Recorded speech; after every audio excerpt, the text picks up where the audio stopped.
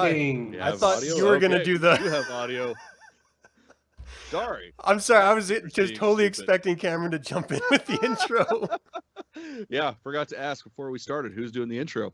Anyways, welcome to Haunted Grove, a horrific podcast. Haunted Grove is a horror media review podcast with no set schedule, no censorship, and no idea how to descend a fire pole without feeling funny in our shorts. Your horrific podcast hosts for this episode are Colin, Cameron, and Adam. And today we're presenting our spoiler-filled review of Jason Reitman's, whatever, fuck that guy's name. Ghostbusters Afterlife, Mckenna Grace, Carrie, Coon, and Paul fucking Rudd. We're professionals, okay? We're professionals. That's what we do. Yeah. We should have like totally talked about this beforehand. Like how we're going to do. Where's the fun of that? Yeah, fuck that. Yeah, come on. Like this is the way this podcast started, and it's the way it's going to continue. I mean, all the time, it's just like, fucking, let's wing it, have fun. We're not here. Sorry, audience, we're not here for you. You just happen to be there. Yeah, you're an afterthought, if at best. Exactly. This is so three grown men can talk about children's movies and be okay with it. I want to talk about that really quick, though, because that's a perfect segue into this. We all grew up with Ghostbusters. That was a paradigm-shifting film that was not about kids. It was about adults with wild innuendo throughout the entire thing, but it resonated with adults and kids at the exact same time. So what do you guys think about this film, Ghostbusters Afterlife, literally targeting kids with kids and adults only through nostalgia? Like, because there is a huge difference between the presentation of Ghostbusters 1 and 2 and Ghostbusters Afterlife with that in mind, right? That's just the state of media today, unfortunately. Everything is infantilized. There's no gradient anymore. Everything's either PG or porn. You know what I mean? There's no sliding scale. I like you know what I mean? And it porn, goes from that extreme or the other. You know what I mean? There's no family movie anymore. Isn't that what P stands for, MPG? Porn good? The porn, Yes. porn references guidance. Yeah. Porn guidance. I don't know. Porn guidance. Pre-porn guidance. Yeah, it struck me as odd because everything seems, this is very much a children's film with kid stars. It reminded me a lot of Goonies, like when I was a kid. So I definitely, appreciate that approach, but it is strange because Ghostbusters itself comes out of an adult sensibility. And to change it, I think, I wonder what would happen if instead of dealing with the grandkids, it dealt with the kids. So it's still an adult-centric story, but it would just be literally the next generation rather than the second next generation. You know what I mean? Yeah, I think that's, like I said, that's today's culture. Unfortunately, that's Hollywood. They're in their bubble. That's the media. Phenomenon. This is the way things must be, or else projects don't get greenlit. Don't forget the people pulling the strings in the background, the fucking soulless boardroom characters. You know what I mean? That's... Yeah. And as we were just talking about before we went live, the meritocracy's gone. It's all nepotism. This has been building up over a decade of just people wanting to play it safe. There's no risk takers anymore. Everything's just bland cookie cutter. So with that in mind and the culture, I think Reitman did an amazing job. Do you mean all the cards were stacked against this movie? Oh yeah, especially with that last film. Yeah, and they're still whining about it. Fucking... and the fucking Twitter mob went after the movie before it even came out. This one? And that's... Yeah. Oh, I didn't know that. Well, it came after this hard. Who Seriously. the fuck listens to those turds anyways? Well, unfortunately, the soulless boardroom people listen to the fucking lunatics on one fucking social media platform. That's why I've still never seen the Sonic movie. Well, that was an example. Sonic movie was an example where public opinion or social media was a good thing. No! Because remember the teaser trailer? They put it in the teaser trailer. Everyone went, fuck no, don't like this. Okay. And then they actually went back to the drawing board. Wow. And it worked. Yeah, fuck that. That was when Hollywood officially lost their fucking balls. Like, you don't listen to the mob. Who the fuck listens to the mob? Make your shit. Oh, his eyes are wrong. Well, I'm not going to see this movie, even though I'm going to see it 30 times in theaters. You don't fucking listen to those people. Wow. Okay. Yeah. This isn't about Sonic, though. Don't do that. You know what I mean? I'm glad that we're all reasonable people and don't pick apart movies that we love and bitch about things. You know what I mean? I'm glad that we're a breath of fresh air. We definitely don't do that at all. So let's pick this one apart. So the log line is when a single mom and her 2 kids arrive in a small town, they begin to discover the connection to the original Ghostbusters and the secret legacy their grandfather left behind. And this was all done in memory of Harold Ramis, of course. He's brilliant, and he is definitely missed. It's directed by Ivan Reitman's son, the writer and director of the first 2, partial writer. And it was released in November 19 this past year. Apparently I have high CPU. This whole movie is a love letter to Harold Ramis. You know what I mean? Long overdue. Oh, yeah. I mean, it starts off with it. Yeah. You know what I mean? And I have no problem with that. I loved how they set the initial thing up where he was always in shadow, so you knew who it was. But they didn't have to do like that CGI thing, which they ended up doing at the end, which we'll talk about in the end. But like, I really enjoyed that they sort of kept it shadowed, kept it secret, but it was still an homage to the character. And I don't know. Do you guys like seeing like full CGI the whole time, or was it okay for you guys to keep it in the shadow? No, definitely. I liked it. Too much CGI, and I think we've talked about this before with other movies. When you overuse CGI, it becomes a cartoon. And it's laziness, and it just it takes away because you lose the magic. The whole point of filmmaking is you don't see the trick. It's like magicians. Yeah. You know what I mean? If every trick is explained to you, you're like, oh, I know how it's done. Oh fuck, and then the magic's gone. And that's the way it should be with movie making. So if you use CGI all the time, well, you know how it's done. You know the answer. Where if you have a mix of practical and CGI effects, and you can manage the blur just right, that you don't know where one starts and the other takes over. Right. Like the Demon Dogs, the did with this, they could have fucked that up so much, and they didn't. Yeah. I'm actually using a camera trick, but we'll talk about that. But no, it's about a balance, like everything, and it's about looking right. Right. We were talking last week about 4K upgrades to movies, and like in my opinion is they need reviewed a bit more before they get put out, because just purely doing that actually takes away the original magic of the effects of the time. So you need to be worried. Digitization, modern technology is great, but you have to be careful how you use it. Right. Well, what did you think about that, Cameron? About the blend between practical and special effects? Because I know you and I have talked about this a lot with other horror films, and how we just prefer practical over digital when it comes specifically to horror films. What do you think? I think they did it beautifully. Like it was, I mean, I'm not going to say it was Jurassic Park, but it was pretty fucking close to Jurassic Park. Like the blend was seamless. Like, especially like what Colin was talking about, the scene with the demon dog, that was fucking perfect. And there was nuances that you wouldn't have got if it was fully CG there. Like the lights, the way the kibble falls, just like it was so perfect. And I almost had a heart attack when I saw that. I'm like, oh my God, it's so beautiful. Yeah. And they didn't need to do that, but they needed to fucking do that. How weird is it that we're using a CGI reference as the bar of a film that was done 20 years ago? Jurassic because Park. It holds up that fucking well. How insane is that, right? Yeah, and that's that, and it's crazy too, because that was before, because that was what, 90? I think it was like 96 or something like that. Yeah, it was like 96. Like that's before, say, like Spawn, which came out in 1999, which had the best CGI effects ever. Dude, he was in 93. Oh, okay, 93. Holy shit. That makes more sense. That was so long ago? But yeah, it's like it can be done. It can be done, and it should be done. But it just blows my mind. We've advanced so much in CGI from then to now. I mean, just with deepfakes and stuff, it's so unbelievably realistic. How is a 1993 film the bar? I don't like it. Steven Spielberg. Yeah.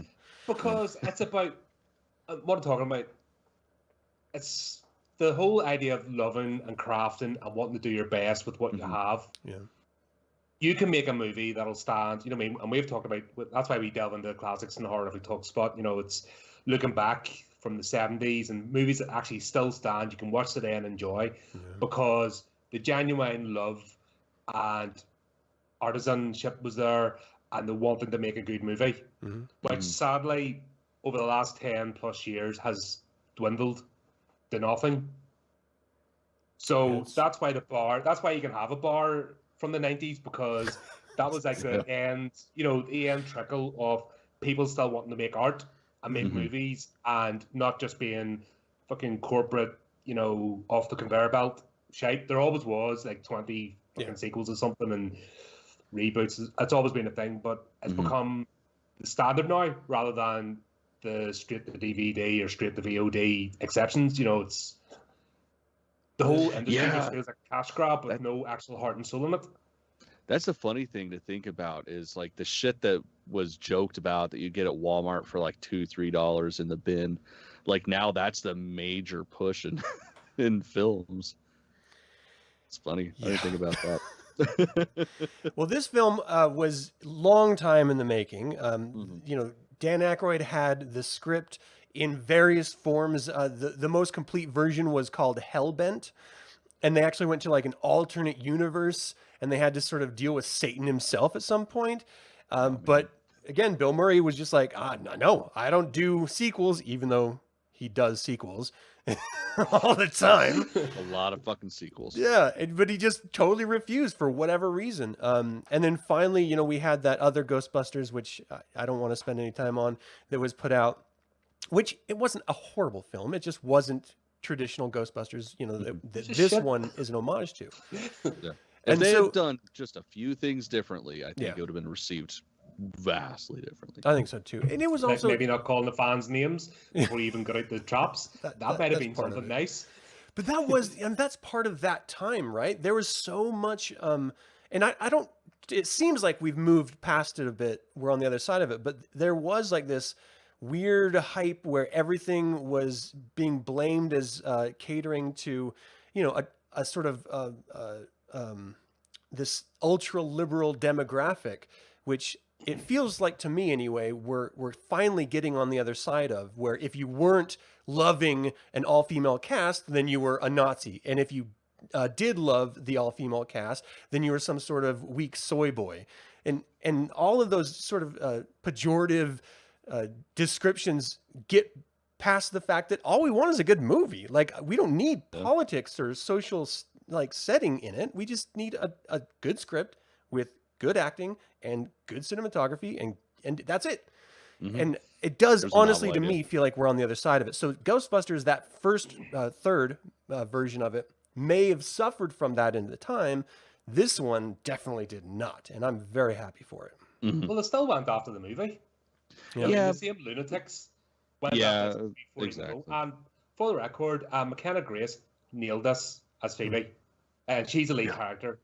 So all the narrative and shite went out the window, because guess what? There's somebody invested in the character, played it well, and was actually able, as a child actor, because child actors are so fickle. Like, he even had one of the numpties from Stranger Things in this, and he actually did a good job. He's good in a lot of stuff he's in. He did a horror film. I've really seen him in anything I don't like him in. Well, I think after season 2 of Stranger Things, just kind of went, like, it was good at the start and then fucking. He was in a great remake of the Turning of the Screw story that we reviewed. But you know what I mean. And in the trailers didn't show him off too well, which was well, even his role in this was pretty subdued. He was carrying along the narrative a little bit, but it was only to justify the second demon dog, and that was kind of it. And then he was just driving them around. So it's not like he really did anything, This was definitely... he didn't even fix the fucking car. His grandpa did. Fucking turd. Yeah, this was McKenna Grace's film for sure. Motherfucker's talking shit on a caddy, so fuck him. It's true. No, she nailed this. Like, this was the hero's journey, you know what I mean? This was the outcast coming into her own, finding that she's not the only one. You know what I mean? This is somebody, if she had grew up with her grandfather, would have been a completely different person, would have been more self-assured, but then, because, and actually the way they played this, I thought it was going to be really cliche. the whole, oh, we've got to move out to the country, where they actually did the whole thing with the rent, that had been chased, things had been, awesome. They actually told that part of the story quite well. Yeah. Where a lot of movies are just like, they just turn up and no explanation, where actually they put a wee bit of effort and backstory. So the moving out to the country, they showed that they had no other choice. Mm-hmm. I loved the dynamic between the mother and her absentee father. I mean, he was doing what he had to do for obvious reasons that are revealed throughout the film, but that still doesn't solve the ache and the loss that she dealt with her entire life.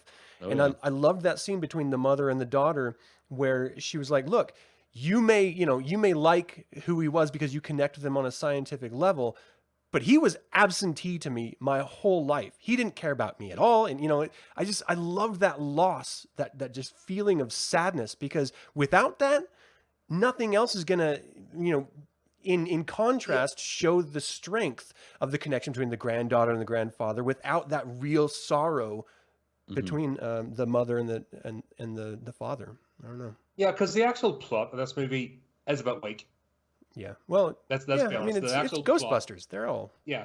But the thing that drove this movie was actually the heartfelt. The heartfelt, and I'm not going into fucking CW territory where everyone stands by talking about feelings, but they managed to do it well of actually having a narrative and a journey and emotions, and they brought that together so well. That's what kept me invested. It wasn't just like snore, wait till the end of level battery fight. Okay, right, zap, movie's done. You're actually going along with the story, which is really well done, and it's refreshing. That it just shows once again, and I think this movie just started the pendulum turning, as you said, swinging back. People just want good movies. They don't care about insert fucking buzzword. It's tell a good story, like we all knew from the fucking 90s. Yeah.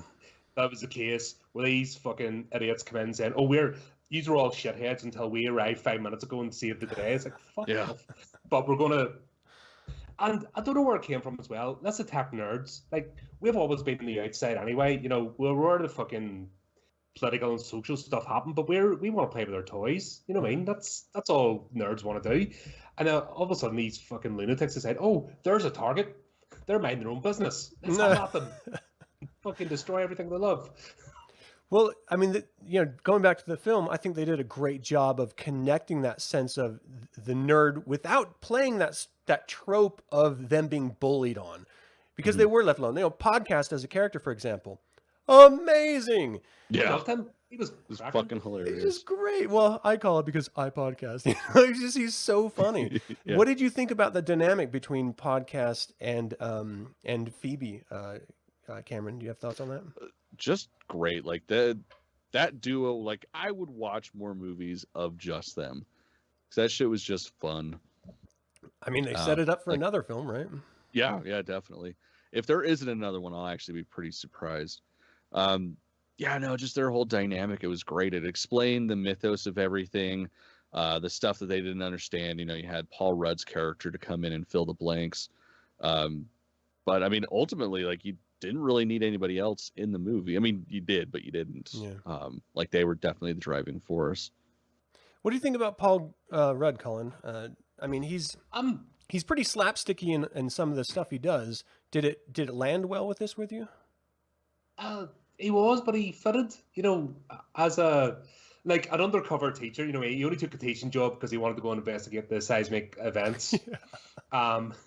You let him watch Cujo. How awesome! And Child's Play. Yes. That just reminds me of the 80s and the youth club. We went to youth clubs in school and just fucking through. Like, you actually were able to go to the video rental stores. How much of fuck people didn't give. I remember like band films like Critters and fucking Nightmare on Elm Street. We were allowed to just go into a TV room, put it in, and watch whatever we wanted at like 8 or 9 years of age. And that's awesome. That was life, you know what I mean? And I'm okay for it. Yeah, no problem. And that's why we still love this stuff, I think, because we were at such a young age, we were inundated with it. And just I don't want to get all nostalgic about a video store, but this is a nostalgic film. So just walking the aisles of a video store, that was a huge part of it, was just the imagery. And that would be the thing that would make you bring it home. And whether it was a good film or a bad film, it doesn't matter because you were still imprinted by it, you know, and it just drove you to do more. That's where the effort goes in. Yeah, and it was such a different experience too, because unlike today, it's like, oh, I don't like this, I'm going to turn it off for a second, go watch something else or do something else. Like, it was an experience. It was a ritual. Like, you would put the tape in, you'd sit down, you'd watch it like 3 or 4 times before you return it, whether it was good or bad. Like, it was like a, you know, almost a religious experience versus just content for the background. Yeah, and that's where you switched off terrestrial TV. That's where you had your time, either Friday night or Saturday, whatever it was. You bought your snacks and all. You know, just sometimes it was just a family thing. Sometimes you had friends around, depending what the movie was. You know, you interacted with the world, and that helped us socialize. And guess what? We're not the ones sitting here with crippling depression, you know, as standard. Yeah. You know what I mean? We're not the ones that are we just living our lives in absolute abject misery. Our crippling depression is for other reasons. Yes, that's just life. Life kicking us in the balls repeatedly. But do you know what I mean? There has to be something about the human experience. We've talked about this before, but tactility. That's why LPs are coming back, and, you know, physical media, because the whole digitization of, you know, entertainment has removed something of waiting for the release, going to the store, meeting other people that you've never met, but for that one moment, you have something in common. Yeah. And that's, you know... It's often realizing you're as creepy as they are. Yeah, and that's actually the plot of this movie. The whole baby and podcast dynamic, you know, I'm a weirdo, you're a weirdo. Yay. I loved it. Yeah. I mean, that's what the three of us are doing. Yeah. Podcast was at a stage where he owned it. Yeah. Oh, yeah. Phoebe wasn't. And I think he helped drag her out of her shell. The confidence of him. Like, she's like, oh, I should catch up on that. Pulls out a My Little Pony flash drive. Here. It's like, that motherfucker, he's all right. He already knows who he is. And that's, I mean, some of us spend a lifetime trying to figure that shit out. So good on him. Yeah, and that's, back to, there was a Goonies vibe to this. Yeah. Which, once again, Goonies was a children's movie.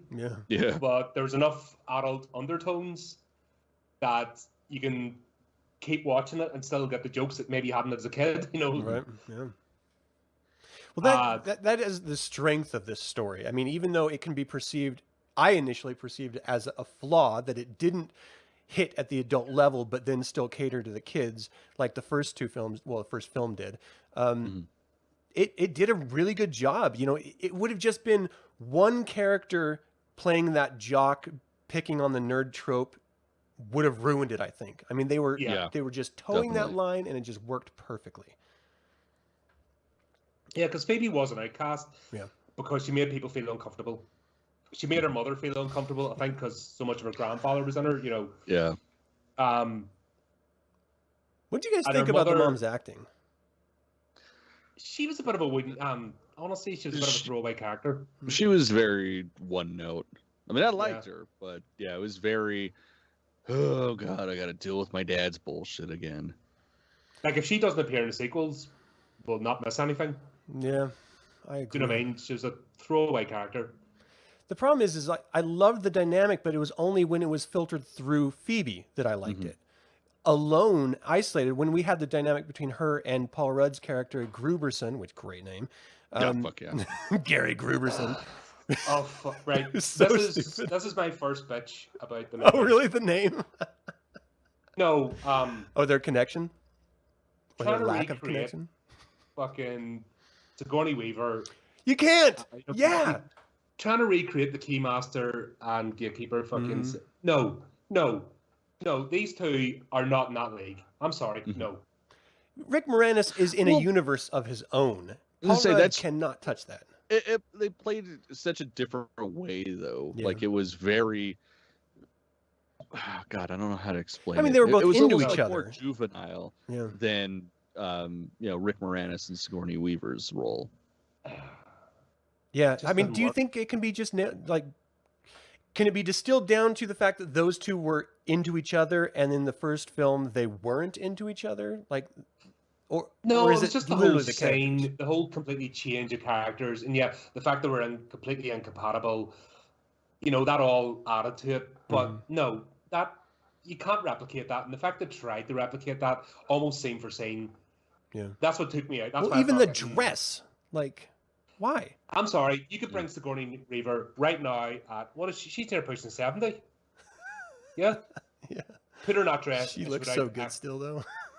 But that's what I'm saying. You could have Sigourney Weaver appear now in her 70s in that dress, and she would outclass that on her younger. I can't even remember her name. Yeah. So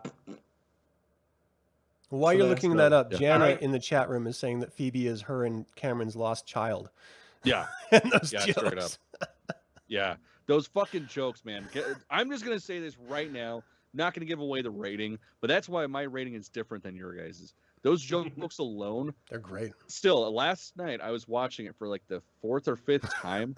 Get me every time. Like, I was worried I was going to fucking wake Jana up because it's like 1:30 in the morning that I'm watching this shit. Gosh.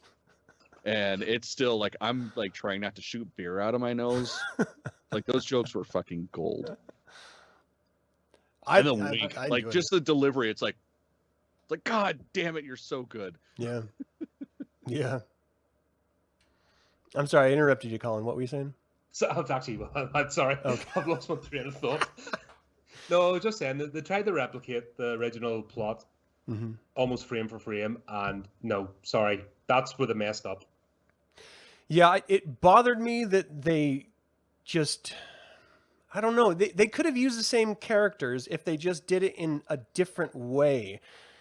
Like, when Paul Rudd's character Gruberson comes up to the dog, and he just like freaks out, throws the ice cream, and runs. I thought that was a brilliant scene. I absolutely adored it so much.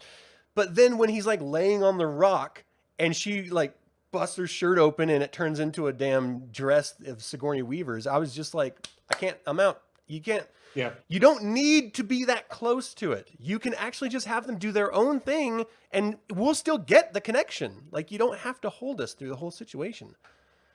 It really bothered me, that dress. I wanted to see her bra. That's funny. I just bought it immediately. Like, it didn't bother me in the least. Oh, wow. Well, you bought the dress? Is this going to appear in a future podcast? Yeah, put it on. I want to see you in the dress. Just reaches to the side, pulls out the... Yeah. I wish. Yeah, should have planned that better. Yeah.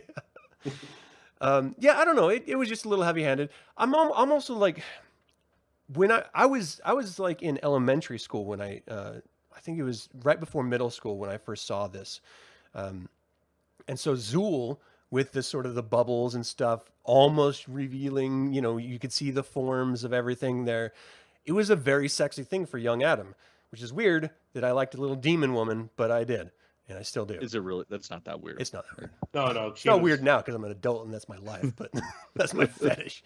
But it is like this new one, you know, it was all CGI with lighting, and it was like this weird shell.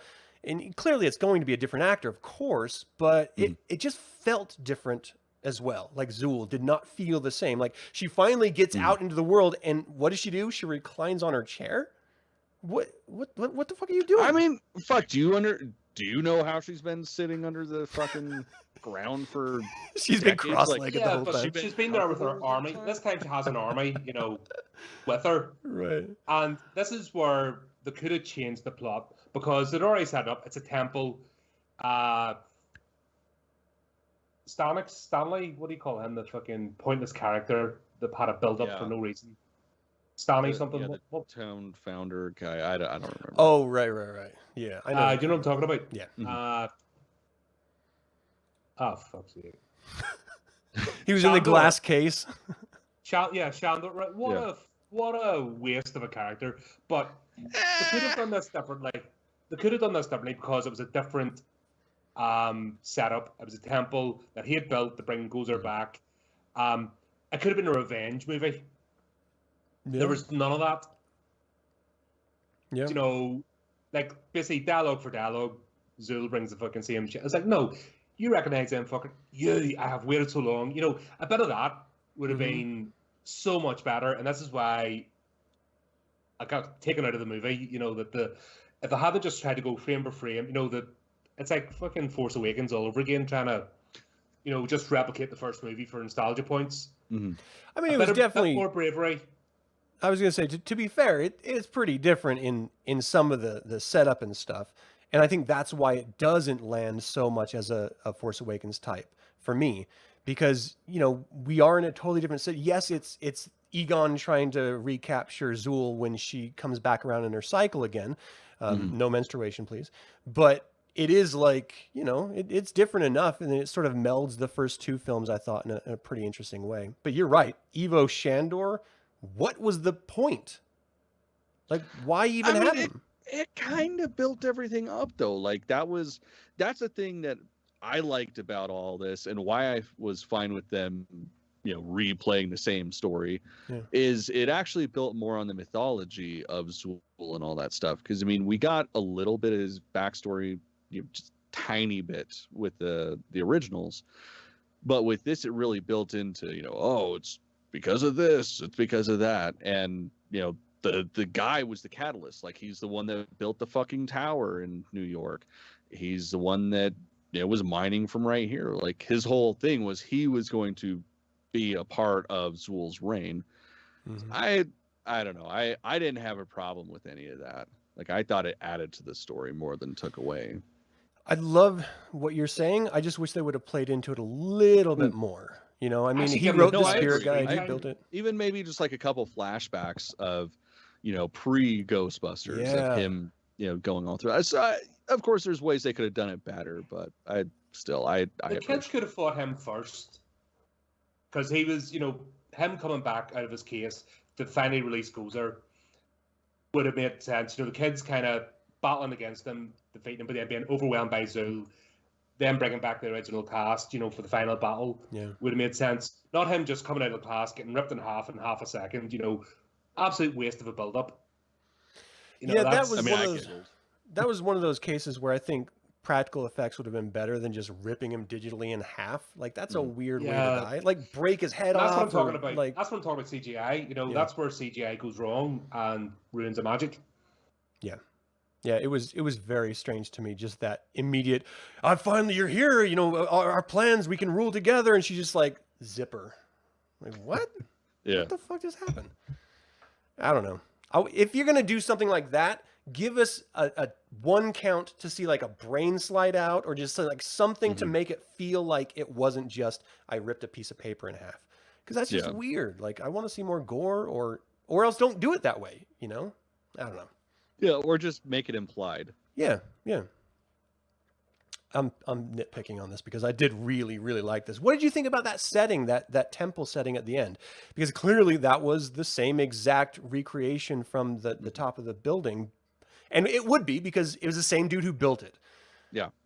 But what did you think about Egon's like trifecta of like suppression technique? I mean, I actually liked that. I thought that worked. Yeah. That was really good. And then the fact that it tied into the earthquakes. I thought the earthquakes would have been trying to, well, it was kind of partially right that they were trying to get out through it, but I didn't realize it was Egon actually built. And that's another gripe as well, because if Egon had explained to the team or showed them, then the bad feeling that was there, you know, I can understand the Ghostbusters going their separate ways and Egon having this call, but setting them up that he stole all their money and then they never confronted him about it. But didn't he say that? Isn't that what Aykroyd's character said, that he did tell them and they didn't want to believe it? He tried to, but like I was shocked. Like, why would they not believe it? Yeah, right. Especially because it's the same person they just fucked with. Yeah, like of course. Like if Egon says something like that, you're gonna be like, oh, we better deal with this. Not you're out of your mind. You're crazy. Like, that was the unbelievable part for me. Yeah, that's a bit of, like I said, a bit of the plot. Yeah, that could have been tightened up a bit. I know they try to get the Egon ran off, which is fair enough, but maybe if he just ran off and didn't contact them, or they'd gone their separate ways, and they, Egon being Egon, had just got into this and never even thought about picking up a phone, because that would explain more of Egon's character of, oh yeah, a phone, I could ring Ray, that would explain more Egon not stealing their money and disappearing and them all hating him. That didn't quite fit. Yeah. What do you guys think of Janine Melnitz? Oh, brilliant! That was just pretty funny. Yeah, her just coming in and being an executor and being Janine. She's gorgeous. She was gorgeous back in the day. I know. Yeah, the whole thing was to look like a nerd and be weird, but it worked. I mean, she pulled off sexy nerd, no bother. And then this, as a basically a grown adult, because she was kind of infantile in the first one. Because she just didn't give a fuck. She had no fucks to give. That's why I liked her character. She was just like, whatever, I don't care. Getting paid. Yeah, she was just awesome. She was just reading, but she was always like super hot for Egon. Oh, it was awesome. But just as an actress, what is it with the guys? Look like they've come back from the dead, and the women look amazing. Right.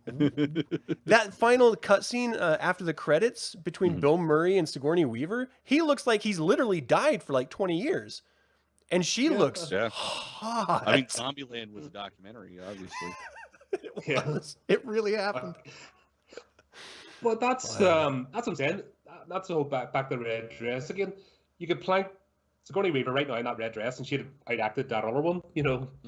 Oh yeah. Can't remember the actress' name because I don't care. I'd happily forget about her. I don't remember. She served her purpose. Carrie Coon. I thought it was Olivia Wilde at first. Oh really? And then it's like, oh wait, no, Jaw's wrong. All right, so I mean, ultimately the plot, of course, we haven't even touched on the actual plot, and so I don't want to, we've already been going for a while here, but it's the granddaughter learns of the truth of her grandfather, and then they're forced to finish what he started by suppressing Zool again with this dirt farm, which is actually just a massive trap. Okay, so here's one thing that kind of bugged me, but I really enjoyed it when it was happening. Was Paul Rudd's character knows what the proton pack is, and he opens it anyway? He knows there's a ghost in there. Yeah. Well, and that's the thing, too. Like, he's like, oh, that's a cool prop. And then he sees the ghost shit come out, and then he's like, oh, fuck, that's real. Yeah. Let's open it, because obviously there's something in it. Why the fuck would you ever open a proton? Who do you call him out of the first one? Fucking beardy guy. Oh shit. He's a great actor. He played the council, the dickhead. He opened up the ghost trap. Oh, right. I know what you're talking about. The one who has no dick. He's a plot device, basically. Yeah, he has no dick.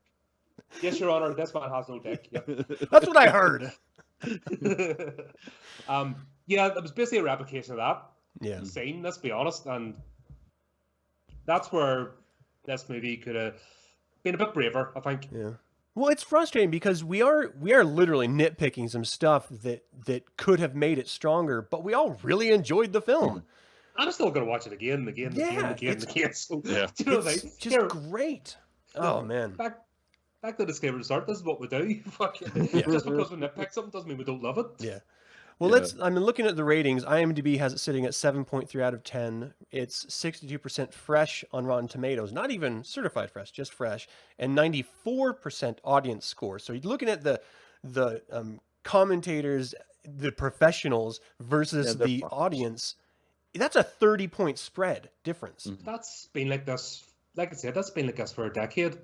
This culture, and it really came to a head in 2016. Mm-hmm. Yeah. Of this, I know, let's call the fans names, and if they don't agree with our little bubble, then they're all scum and should die and lose their jobs and not have a voice. And these movies aren't for you, but if you don't watch them, you're a fucking Russian bot. It's that fucking circle of bullshit of go away. We got to make that t-shirt. I'm a Russian bot. Yeah, actually. It's not a bad idea.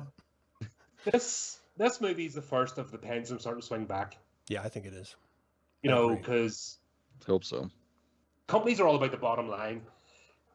Unfortunately, when you've built up over a century of movie making these conglomerates of trillions of dollars, you've got a reserve to burn through. But I think finally, over the last 10 years, they've got to the point where they're starting to feel the pinch. Mm-hmm. All I can say is all hail Blumhouse, because he's been doing some amazing stuff. That team has been doing some amazing stuff, and they helped with this too.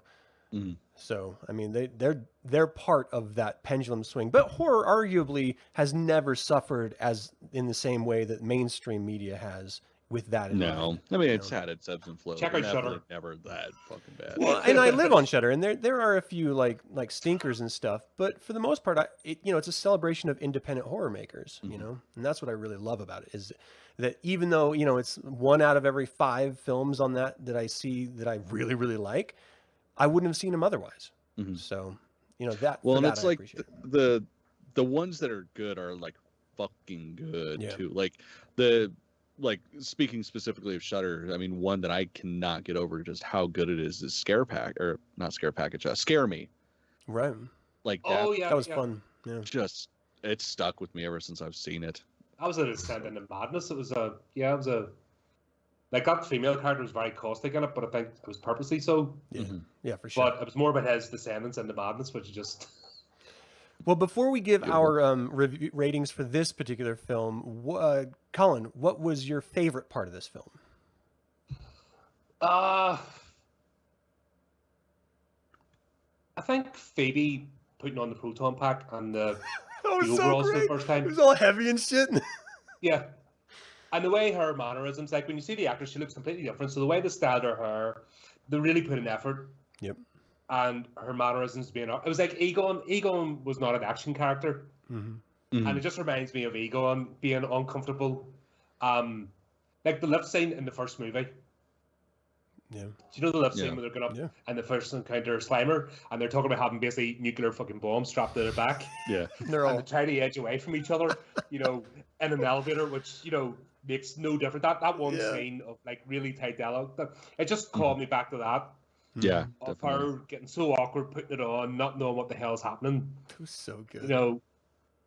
Just seeing her fight with that backpack. I was so happy watching this film. Right. Oh, It's man. like, who wasn't didn't Mary want to Sue. be that as a kid? Mm-hmm. Yeah. I mean, she wasn't a Mary Sue. They just put it on straight Oh, away. no, And, no, you yeah. know, like it was like proper awkward kid, and these were built for adults. She's a kid, and it worked. Even though all the jumpsuits fit all the kids perfectly. Which I I actually mean, let the that one 80s go. were a different time. All the men were so much smaller back that's then. true. They were all I just very never grew petite. out of the 80s. Literally. That's why I stayed the same size. Cameron, what is your favorite part of this film? Oh man, it's hard. Is there? Oh god. It's So I mean, all. obviously Phoebe. Like Phoebe's amazing, but it's hard to pinpoint what's my favorite part. I mean, definitely like what Colin was saying, the first interaction with the proton pack. That's gold. Like Yeah. I wish I could have been that kid. Her interactions with Egon, like that shit was fantastic. And their repertoire, like she's acting aside, nobody, but you get both characters so vividly. Yeah. But honestly, probably one of my favorite parts, just the fucking really bad jokes. Like that's so perfect. Yeah. And the worst part is I don't think they were bad jokes. Like you mentioned earlier, her delivery was just great on point, and I think it was. Like I can't think of one of the jokes that she put out there that I didn't laugh at, out loud at. I was like, Even oh, the dialogue. This is thankfully a movie where one thing I haven't picked apart is the dialogue. yeah. Apart from the replication of "Are you gods?" You know what I mean? Just I replicating liked that. previous things. Because that was a fucking awesome. great point on the first film, and it's one that I quoted forever since the first film. So yeah, I don't know. I can definitely see the But- point there. The actual dialogue, you know, why some movies and the dialogue just makes you want to curl into a ball, put your ears out. Yeah. You know, there was none of that in this movie, so I didn't like the jokes and everything. The script worked, Yeah. and I was Yeah. worried that Paul Rudd's character was going to be over the top and try to take over the whole, Right, the whole right. thing. And thankfully, he's reined in enough that he didn't. So that was cool. Yeah, my favorite part was the relationship that Phoebe had with everyone else. You had her with her mom, which was just a beautiful relationship. You had her with podcast, which was hilarious, and it drove the whole film. You had her with her grandfather, which was just this touching, warm moment, and her not being weirded out about it was awesome because she doesn't show emotion like regular people. I just love that line. And then her relationship with Paul Rudd's character. Like, everything revolved around her in such a beautiful way. She is the standout of everything on this film. Mm-hmm. Matthew is saying that he enjoyed the film, but think Lucky and Trevor were unnecessary. I can't disagree with you 100%. I mean, they were shoehorned for whatever reason. Actually, yeah. I've already forgotten about them, to be honest. They were just... I had. Yeah, they were there. Yeah, they were there. Yeah, it was. Well, I mean, I get it. I understood why they had him in there because they didn't want it to just be following this little girl. But yeah it was. It was pointless. Well, let's use that as a note to say what your least favorite part about this was. Cameron, you were just mentioning that. What's your least favorite? Ooh, fucking smacking around that caddy, making it fall apart. God damn, like if that was my kid, they'd be fucking like I'd be getting a late term abortion over that shit. Oh my gosh! God, post-birth abortion. No, it's that's as late as it gets. Otherwise, it's murder. Like let's be real here. Okay. Yeah, just seeing all the damage they did to that caddy was just so hard to watch. It's like that's as a kid, that's all I wanted in life was to have that fucking vehicle, and then you get some fucking teenage kid beating the shit out of it. It's like I'll kill you. Yeah. All right. Mine was when Gozer was first released. Right. Okay. I was expecting the demigod who had encountered these people here before, been hell bent on revenge. And it's almost like she just come out for the first time going, rip, are you gods? Yeah. You know, that I wanted a bit more of her character. Her actually harboring resentment. Yay! You know, that sort of, you'll not beat me this time. You know, something along those lines, you know, and I didn't get it. So I'm torn on that point because she's like a Cthulhu-esque god, you know? I mean, why would she be concerned about these little peons? She's come back cyclically, supposedly, so they're just one of the many cycles that she's... Just what I was getting ready to say. Like, that's the thing. Like, it's happened before, so why would she care that much? Or, like, why would she even recognize him for that? I mean, it was this the last is the first cycle, time I think she got seriously, you know, slapped about. You know, actually people stood up. And that was the whole point of the first Ghostbusters movie. You know, she was going to rampage and then retreat back after that. That's fine. But this is the first time in the original Ghostbusters movie she actually got beaten. Mm-hmm. Yeah. And then has been trying to come back. Her acolyte's been trying to bring her back. I wanted to see some of that resentment. Right. Why bring back the original cast and have that moment if there wasn't that built-up resentment of, you're the ones that actually beat me? Well, especially when...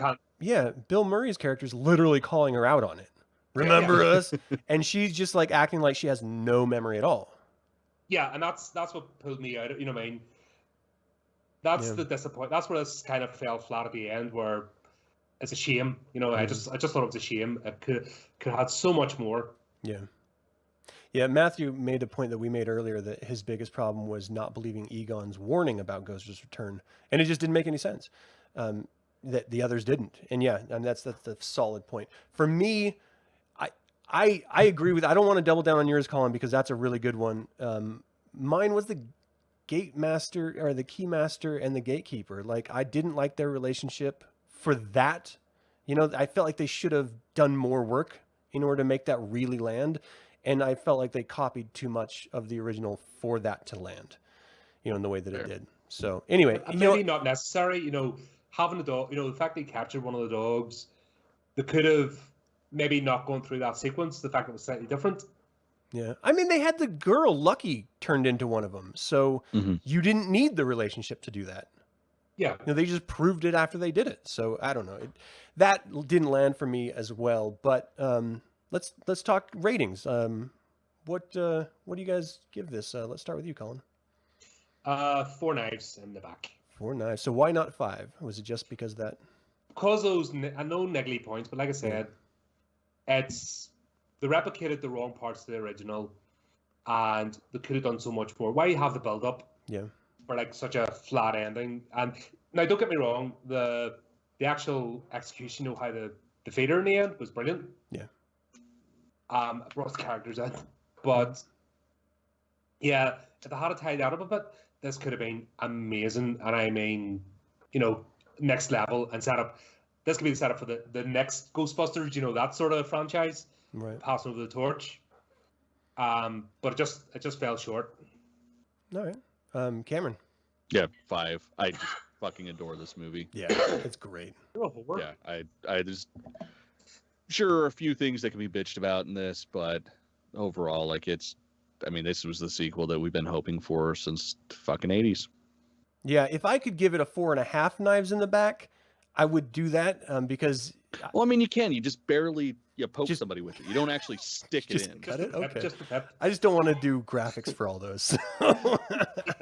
Matthew's giving it 6 out of 10. That's a great rating. I think this was a little bit better than that. That's why I gave it a 4 out of 5. It hit every feel I didn't think it would hit.